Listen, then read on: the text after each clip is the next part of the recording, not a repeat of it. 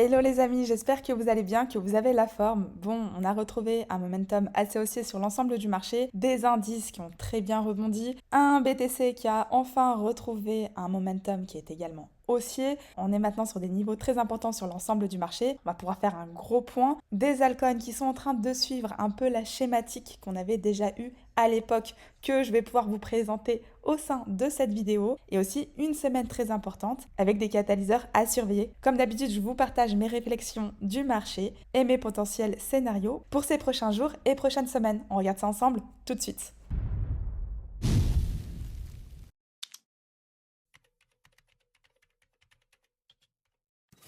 Alors comme d'habitude, avant de passer à l'analyse crypto-monnaie, petit tour sur les indices américains qui sont très importants. Bon, comme on l'avait dit, crack boursier qui était dû aux tarifs douaniers, remontée très rapide, puisqu'on a eu des nouvelles, des tarifs douaniers, malgré qu'effectivement, en termes d'économie, si on parle de la dette qui devient de plus en plus importante et de toutes les répercussions qui vont pouvoir à l'avenir se poser sur le court moyen terme, il nous fallait des nouvelles par rapport au crack boursier, comme à l'époque.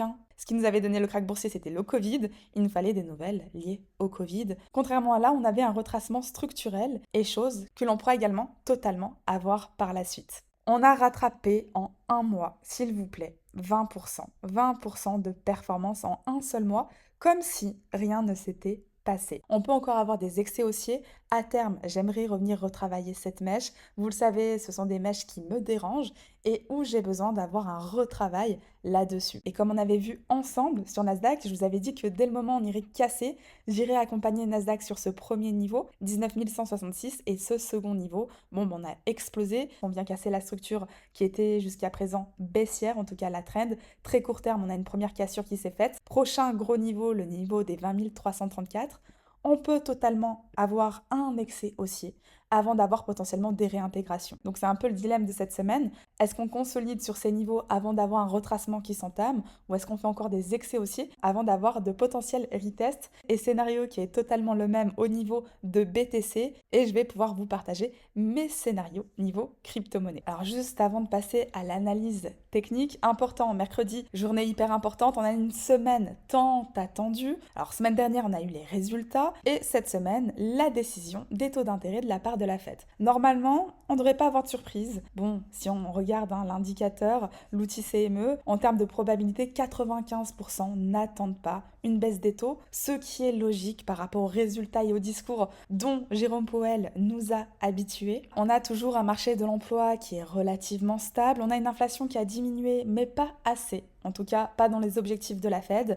Donc ce qui va être surtout important, comprenez que ça va être le discours. Donc même si on n'a pas une baisse des taux, c'est comment le discours va pouvoir être orienté. Est-ce que la Fed va se dire accommodante, prête à soutenir l'économie? Et là, ce sera très bien vu. Ou bien non, on a des signaux d'alarme et on ne souhaite absolument pas baisser les taux. Ou là, ce serait plutôt de mauvaises nouvelles. Donc ça risque de bien bouger et on pourrait avoir potentiellement une direction du marché en fonction, mais pas que. Dans les catalyseurs, bon, on a tout ce qui englobe la macroéconomie, mais également la politique commerciale. Et si demain, par contre, on a un accord entre la Chine et les États-Unis, là aussi, on pourrait avoir un excès haussier assez important. Et quand tout va bien, on peut très vite passer à tout va mal. Et quand tout va mal, on peut très vite passer à tout va bien. Et comme je vous le dis souvent, il ne faut jamais se faire embobiner par les titres dramatiques qui ont toujours un temps de retard. Et je ne sais pas si vous vous rappelez potentiellement de la période où nous étions encore ici, où effectivement on avait un BTC qui montait et des altcoins qui ne performaient pas tant.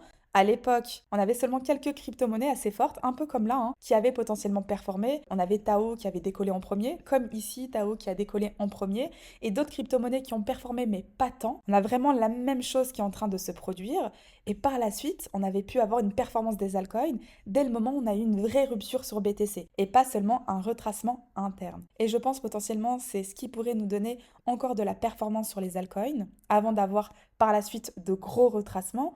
Bien évidemment, pas tous les altcoins. Vous connaissez déjà ma pensée par rapport à ça. Ou deuxième scénario possible qui pourrait donner une performance sur les altcoins, c'est, alors si on n'a pas de montée de BTC, bien que pour le moment on ait un BTC très très fort, un second scénario, un Bitcoin qui viendrait à consolider, une BTC dominance qui viendrait à chuter. Ces deux scénarios pourraient donner encore de belles poussées niveau altcoin. Et aussi, ce que je voulais vous partager hyper intéressant, qui suit un peu la volonté et le momentum haussier sur Bitcoin, c'est la capitalisation boursière des stablecoins qui vient d'atteindre 220 milliards de dollars, soit un nouveau record. Analyse que j'ai piquée à CryptoQuant. Et ce qu'il faut comprendre, c'est que quand on a plus d'argent qui arrive sous forme de stablecoin, que ce soit des USDT ou des USDC, dans l'écosystème crypto, ça signifie d'un côté qu'on a des investisseurs qui sont prêts à acheter dès lors qu'on aura des ruptures de niveau ou des catalyseurs un peu plus forts. Comme je vous l'ai dit, il suffit qu'on ait un accord entre la Chine et les États-Unis pour avoir encore de beaux excès sur le marché, mais il faut encore surveiller si on continue dans cette lancée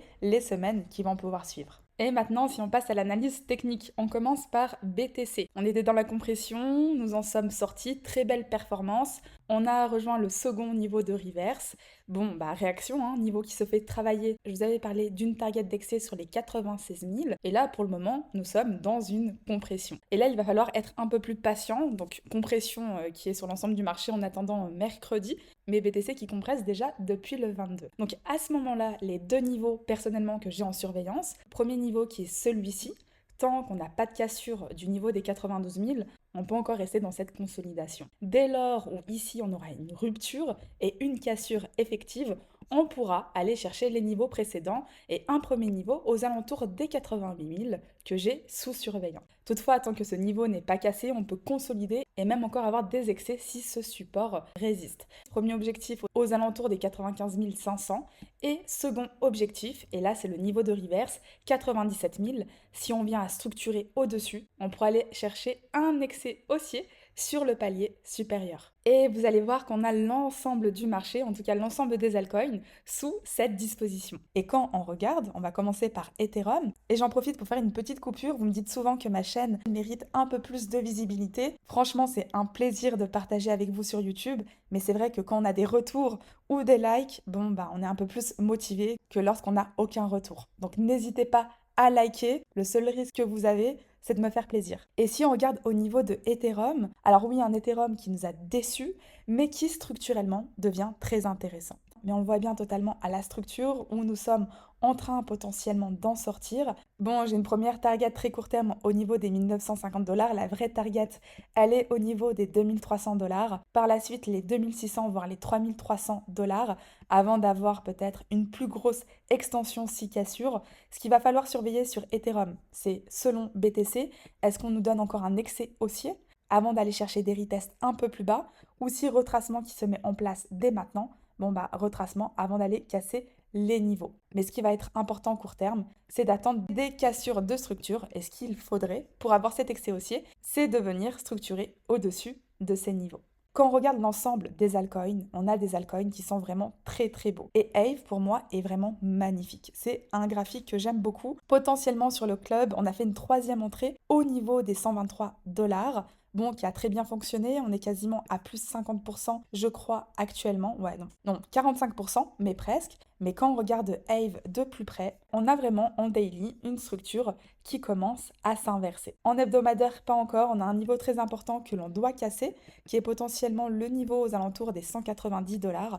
Mais dès que potentiellement on aura une rupture de ce niveau, on pourra avoir une belle performance à venir et un Aave que je surveille de très près. Tant que cette cassure n'est pas faite, si on revient retest les niveaux inférieurs, pour moi on sera sur des prix très intéressants à surveiller si bien évidemment on a des rejets qui se mettent en place. Également dans cette même optique, ENS que je vous avais déjà présenté sur une de mes premières vidéos avant qu'on ait cette belle performance, on est venu chercher la liquidité, ce qu'il va falloir surveiller de très près sur ENS. Si on a une performance sur Ethereum, un ENS qui risquerait d'être impacté, c'est dès le moment où on va faire une rupture du niveau des 20-21 $. Dès ce moment-là, un peu comme Aave, on pourrait avoir de belles opportunités. En l'absence de cette cassure, on pourrait totalement revenir retest les niveaux inférieurs qui seront potentiellement des prix intéressants. Et également troisième crypto-monnaie que je voulais vous présenter qui est Walrus. Alors écosystème de SUI, vous savez que j'aime beaucoup l'écosystème de SUI. On a un DIP qui a très bien performé, un peu dans la même optique et un graphique qui ressemble beaucoup à DIP à ses débuts.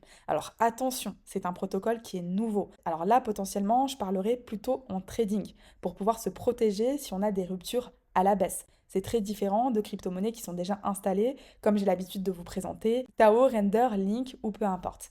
Mais on a une structure qui est pas mal intéressante. Je vous l'avais partagé sur le canal Telegram où on n'avait pas encore cassé la zone des 0,6, où par la suite on a fait TP, donc je ne sais pas si vous avez suivi un peu le mouvement ou pas. On a fait une belle performance. Moi j'avais fait une première entrée ici où j'ai fait un 25%, et une seconde entrée avant la cassure des 0,6, je crois, où on avait fait un 13%. Et là, on arrive sur les mêmes niveaux, le niveau des 0,6.